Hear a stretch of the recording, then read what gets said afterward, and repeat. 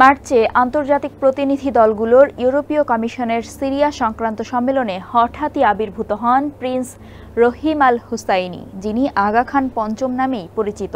2025 সালের 17 মার্চ সম্মেলন বক্তব্যে সিরিয়ায় ইসমাইলি সম্প্রদায়ের হাজার বছরের ইতিহাসের কথা স্মরণ করিয়ে দেন তিনি, যেখানে ইসমাইলি ইমামত ও এর উন্নয়ন সংস্থা আগা খান ডেভেলপমেন্ট নেটওয়ার্কের পক্ষ থেকে সিরিয়াবাসীর জন্য স্থায়ী সহায়তা এবং শান্তি, আশা ও উন্নয়নের প্রতিশ্রুতি আবারও ব্যক্ত করেন আগা খান। আগা খান পঞ্চম প্রিন্স রহিমের প্রথমবারের মতো জনসম্মুখে বড় ধরনের পদক্ষেপ ঘোষণা আসে এই সম্মেলনে। ধর্মীয় নেতা হিসেবে পরিচিত হলেও আগা খানরা গুরুত্বপূর্ণ ভূমিকায় অবতীর্ণ হন বিশ্ব রাজনীতিতে। কিন্তু কিভাবে এবং কোথা থেকে এত ক্ষমতাধর হয়ে ওঠেন আগা খানরা? চলুন জেনে নেই তাদের ক্ষমতা আসলে কতটা। সঙ্গে আছি আমি রুকাইয়া জহির।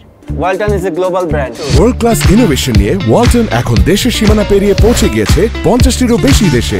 ওয়ালটন, ঘরে ঘরে বিশ্বজুড়ে। 2024 সালের 4 ফেব্রুয়ারি পিতা প্রিন্স করিম আগা খান চতুর্থ এর মৃত্যুর পর আগা খানের উপাধি গ্রহণ করেন প্রিন্স রহিম আল হুসাইনি। 1957 সাল থেকে নিজারি ইসমাইলি বা শুধু ইসমাইলি সম্প্রদায়ের নেতা ছিলেন আগা খান চতুর্থ। এই সম্প্রদায় শিয়া মুসলিমদের দ্বিতীয় বৃহত্তম শাখা।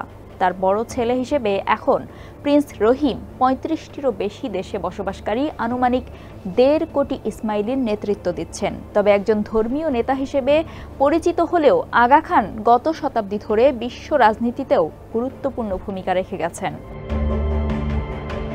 ধর্ম বিশেষজ্ঞ খালিল আমদানি বলেন, বৈশ্বিক মুসলিম জনসংখ্যার 10%-এরও কম হওয়া সত্ত্বেও ইসমাইলিরা বরাবরই রাজনৈতিক ও বুদ্ধিবৃত্তিক প্রভাব রেখে আসছে। খ্যাতিমান ইরানি আমেরিকান পণ্ডিত সাইয়েদ হোসেইন নাসরের কথায়, ইসলাম বিকাশের ক্ষেত্রে এমন কোনো দিক নেই যেখানে ইসমাইলি চিন্তার প্রভাব পড়েনি।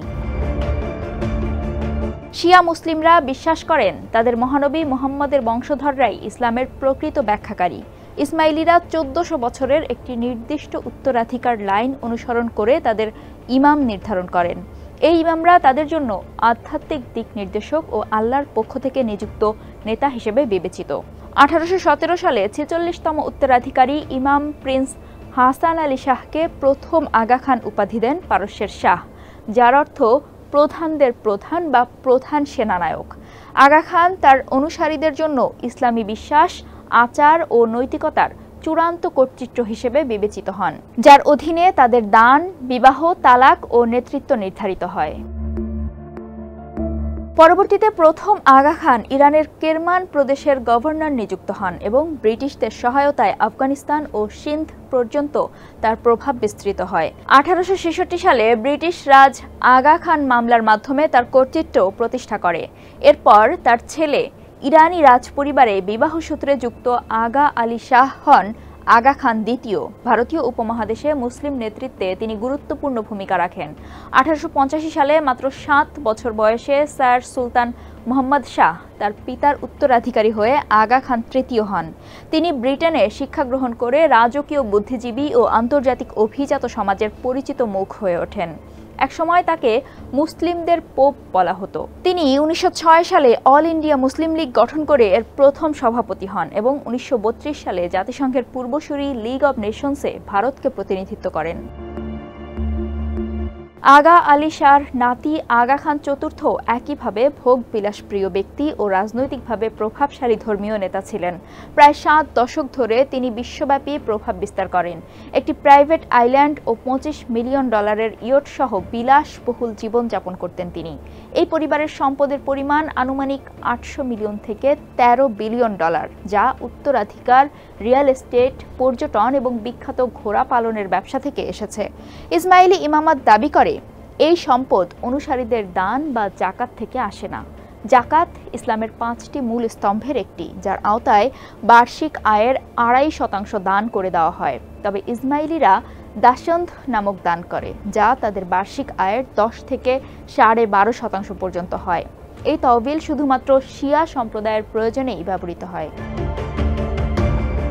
ধর্ম বিশেষজ্ঞ আমদানি বলেন, আগা খান চতুর্থ তার সম্পদ ও প্রভাব তার সম্প্রদায়ের কল্যাণে ব্যবহার করতেন, যদিও তিনি আগের আগা খানদের তুলনায় কম রাজনৈতিক ছিলেন।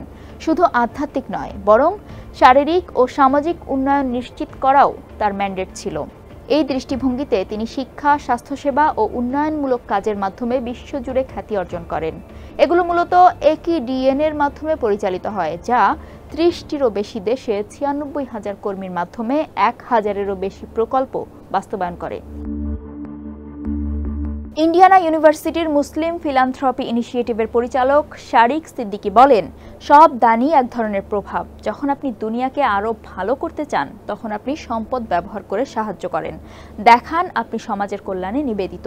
এই কারণে আগা খান পৃথিবীর কয়েকজন নেতার মধ্যে একজন, যিনি কোনো ভূখণ্ড শাসন না করেও রাষ্ট্রীয় সম্মান পান। ইসমাইলি ইমামতকে অনেক দেশে আইনি স্বীকৃতি দেওয়া হয়েছে।